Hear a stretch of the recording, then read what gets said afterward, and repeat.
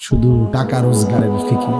দেশে থাইকা পারো বলে বিদেশ গিয়া পারো, কোনো না কোনো ভাবে পয়সা রোজগার করো। টাকা রোজগার করলে মা বাপ খুশি, টাকা রোজগার না করলে মা অখুশি। এরপরে ইমান আছে কিনা, ইসলাম আছে কিনা, নামাজ আছে কিনা, কোরআন আছে কিনা, আল্লাহ চিনি কিনা, হালাল হারাম কিনা, জায়েজ না জায়েজ না, এত কিছু ফুতের জিগায় না যে ফুত কামাই যে করতেছ কি হালাল কামাই করো না, এত কিছুর দরকার। টাকা দিতেছে, খাইতেছে, ঘুমাইতেছে, বিল্ডিং করতে আসে, জমি কিনতে আসে, আপেল মালটা খাইতেছে। এক ছেলে আমারে নিজে বলছে, আমি সবার ব্যাপারে বলি না, এক ছেলে আমারে নিজে বলছে, হুজুর আমি একটা দেশের নাম বলছে, যেই দেশে আমার কর্মটা ছিল, চলে আসছে ওই দেশ থেকে। আমার বলছে হুজুর আমার কর্মটা হলো এই মদের বার, মদের হোটেলে নারী পুরুষ উলঙ্গ জিনা ব্যভিচার করে আমার দায়িত্ব শুধু পাশে দাঁড়িয়ে মদের বোতল নিয়ে দাঁড়ায় থাকা। যতবার তারা চায় অতবার তাদেরকে মদ গ্লাসে ঢেলে দেওয়া, তাদের হাতে তুলে দেওয়া। এর বিনিময়ে আমার মাসে বেতন দিয়ে যাবে।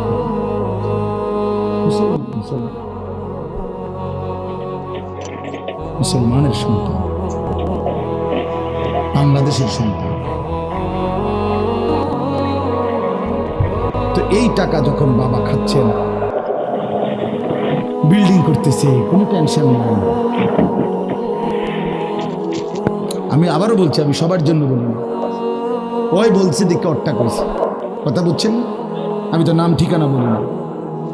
হে আত্মীয়তার আইয়ুহাল কাত, আইয়ুহাল কাতে, আত্মীয়তার সম্পর্ক ছিন্নকারী ব্যক্তি, আসো। এই জন্য ভাইয়ের সাথে যুদ্ধ করছো, বোনের সম্পদ নষ্ট করছো, চাচারে সম্পত্তি দাও না, এই জন্য, এই দুনিয়ার জন্য নাও, এখন না, এখন যা লাগে নাও। এইভাবে প্রত্যেক নাফরমান পাপীকে, হে হারামখোর সুদ করে দিগা, এখানে টাকা যা লাগে নে, নে বাটপার, এখান থেকে টাকা নে, কি পরিমাণ টাকা দরকার ছিল নে। এইভাবে রাসূলুল্লাহ সাল্লাল্লাহু আলাইহি সাল্লাম বলেন, দুনিয়ার এই সম্পদগুলো কথা বলবে আর ডাকবে, ডাকলে মানুষ আচ্ছা এটা তখন কেরম লাগবে? কথা বুঝেন নাই? এডিজন কথা বলবে, ডাকাডাকি করবে, মানুষ কি বলবে? লোকেরা তো সবাই দাঁড়াইছে, মানুষও তো দাঁড়াইছে, তারাই তো ডাকতেছে, তো তারা কি বলবে? ওয়াকালাল ইনসানু মা লাহা, আল্লাহ নিজেই বলতেছে, লোকেরা তখন মানুষগুলো বলবে মা লাহা, এটা কি হলো? আরে এটা কি কারবার? এগুলো কথা বলে কেমনে? এগুলো কি কয়? এরা আমার চিনলো কেমনে? আমি যে সিটার, আমি বাটফারে চিন্তা লাগলো পুরা ধরা অনবিচার আচার কিছুই শুরু হয়েছে না, এখনই বেজ্জতি, বাকিটা তো অবস্থা খারাপ। মানে অর্থাৎ মানুষগুলো অবাক হয়ে বলবে মা লাহা, কি হলো জমিনে, কি হলো এগুলোর? এরা এমন করছে কেন? এরা কথা বলছে কেন? আহ, আল্লাহ বলেন ইয়াউমাইদিন তুহাদ্দিসু আখবারাহা, আল্লাহ তাআলা বলেন বান্দা হে কি দেখছো হবে? এই মাত্র দেখলা স্বর্ণ রূপ্য টাকা পয়সা কথা বলে, এখন না দেখবা আসল খেলাটা। ইয়াউমাইদিন তুহাদ্দিসু আখবারাহা, আল্লাহ বলেন এখন দেখবা সরাসরি এই হাসরের মাঠে তোমার সামনে, তোমার পায়ের নিচের জমিন, তোমার পুরা জিন্দেগির কথা, তোমার যত তথ্য, ভালো কিংবা মন্দ, নেক কিংবা গুনাহ, তোমার সমস্ত কিছু রাতের কিংবা দিনের, একাকী কিংবা প্রকাশ্যের, গোপন কিংবা আড়ালের, আল্লাহর কসম জমিন সবটা এখন তোমার সামনে বলে দেব। ইয়াউমাইদিন তুহাদ্দিসু আখবারাহা, রব্বুল আলামিন বলেন জমিন সবটা কথা বলে দিবে, ভালোটাও মন্দটাও, আলোটাও অন্ধকারটাও, একাকীও অন্ধকারেও, প্রকাশ্যেও সবার মাঝেও সব বলে দিবে। রাতের চুরি বলে দিবে, রাতের তাহাজ্জুদটাও বলে দিবে, মদের আড্ডার কথাও বলে দিবে, জুয়ার আড্ডার কথাও বলে দিবে। সারা রাত যুবক উলঙ্গ ছবি দেখেছ, আল্লাহর কসম সেটাও বলবে। যে যুবক মালিকের সেজদা দিয়েছে সেটাও বলবে।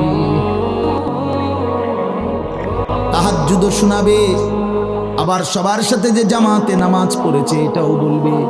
সব কিছু বলে দিবে।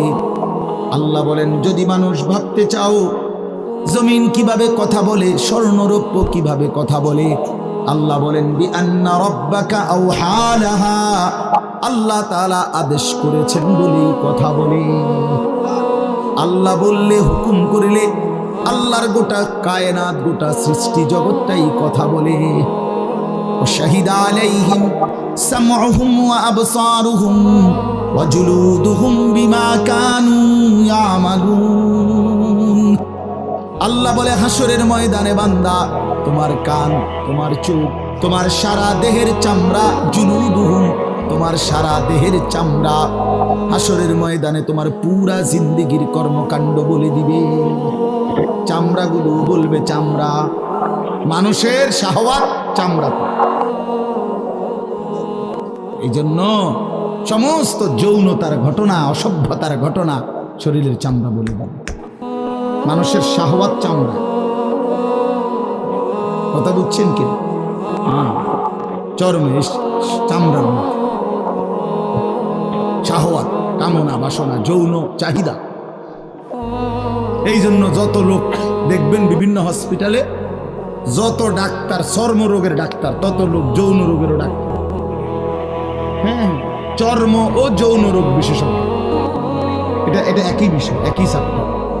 চামড়া মানে আল্লাহ তাআলা বলেন, তোমার চামড়া বলে দিবে কত রাত, কত দিন নারীর প্রতি অবৈধ আগ্রহ, অস্থিরতার, বেহায়াপনার, অসভ্যতা করেছিলে।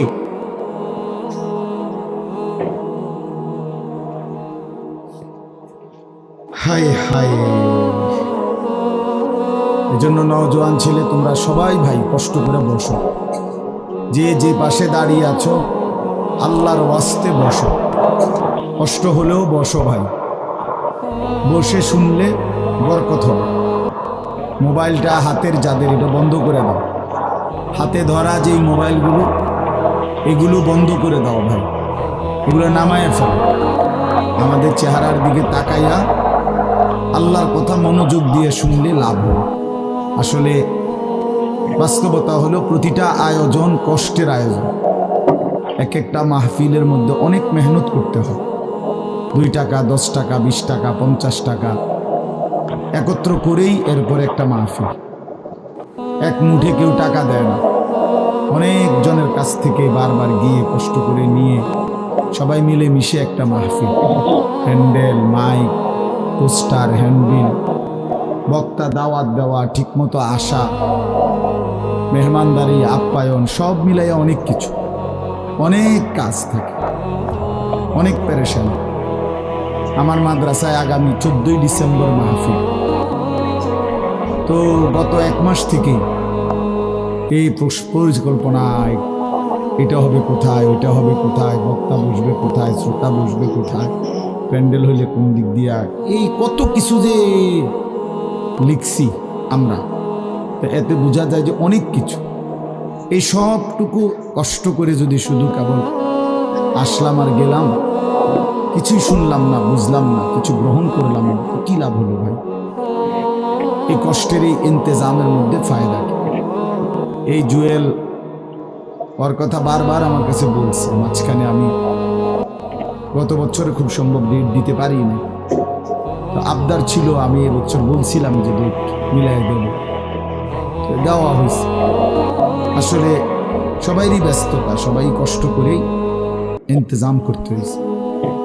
এই জন্য আমি অনুরোধ করি, সবাই আমরা ছেলেরা, তোমরাও ভাই বসো, ভাই ওই ছেলে বসো না বাবা, এনে বসো, বসো, এই ছেলেরা তোমরাও বসো ভাই, যে কদ্দুরই শুনো, অসুবিধা নাই, যতক্ষণই শুনো। ফ্যান্ট যদি বেশি সিফা হয় তো সোজাই আসো, বসো। অনেকের ফ্যান্টে সমস্যা, এটা এত সিফা যে গোলামের প্যান্ট ফিন্দাই দিছে, এই জন্য এটা দিয়ে বসতে পারে। এটা জানুন না? না, এটা ঐতিহাসিক তথ্য, মানে দুষ্টামি না। যাদের প্যান্ট সিফা, এটা হলো গোলামের পোশাক, মানে কৃতদাসের পোশাক। হ্যাঁ, এটা হলো আফ্রিকান, যাদেরকে দিয়ে পৃথিবীতে কৃতদাসের কাজ করাইতো, অর্থাৎ এই ভেড়া, বকরি, উট, দুম্বা, এগুলো লালন পালনের কাজ করাই তো, তো তাদেরকে এরকম সিপা প্যান্ট ফিল মানে টাইট, কেন? যাতে বসতে না পারে। সত্যি এটা ঐতিহাসিক কথা, যাতে বসতে না পারে, কাজে যাতে ফাঁকি দিতে না পারে, এই জন্য এদেরকে এই চিপা প্যান্ট এটা পরায় গেছে। মানে এটা কোনোভাবেই সুস্থ স্বাভাবিক কোনো মানুষের পোশাক না। সামান্যতম সুস্থতা আছে যার ভিতরে, সে এত টাইট এটা পরে কি বেচারা হাঁটে কেমন, বসে কেমন, পেশাব পায়খানার জরুরত আছে মানুষের, তাইলে এটা পড়া মানে দাঁড়াইয়া প্রস্রাব করা ছাড়া তো অন্য কোনো সিস্টেম নেই, নাহলে এটা সে কীভাবে বুঝবে?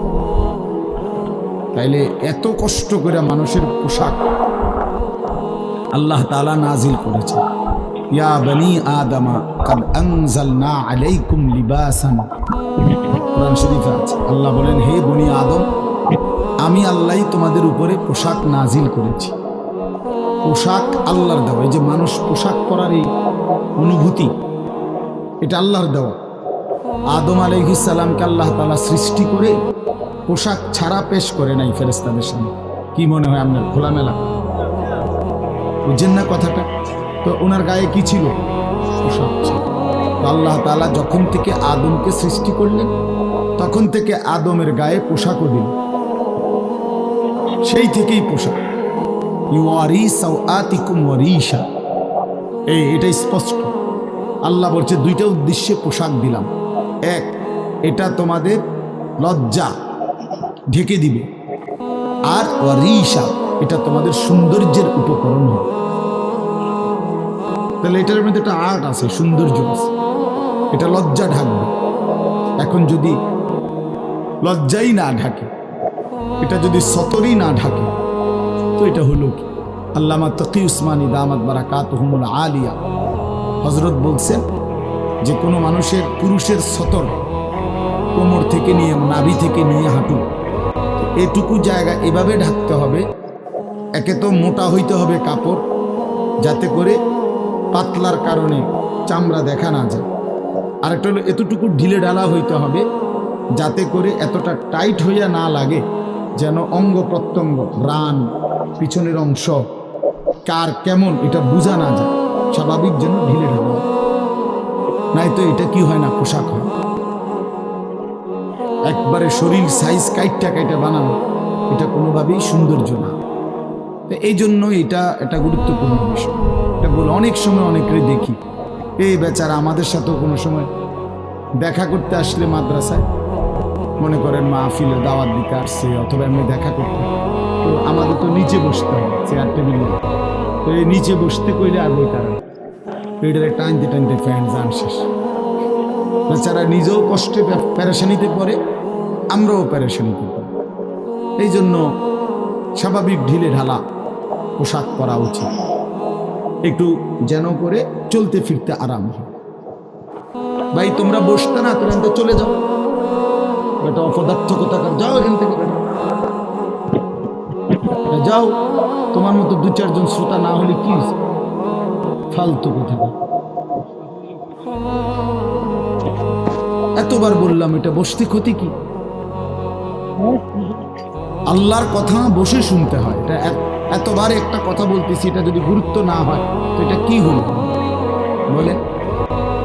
আল্লাহর কথা বসে শুনতে হয়, এটা তো একটা সার্কাস না। কি বলেন, এটা কি একটা সার্কাস? তাইলে কোরআন শরীফে আছে এটা। মুসা আলাইহিস সালামকে আল্লাহ তাআলা তুর পাহাড়ে জুতা খুলতে বললেন কেন? জুতা খুলে বসবার জন্য। আল্লাহর কথা বসে শুনতে হয়, জুতা খুলে শুনতে হয়, তাইলে নিজের মধ্যে পরিবর্তন আসে। আদব ছাড়া ইলম হয় না। কোরআন সুন্নাহর যে জ্ঞান, এই জ্ঞানের জন্য আদব জরুরি।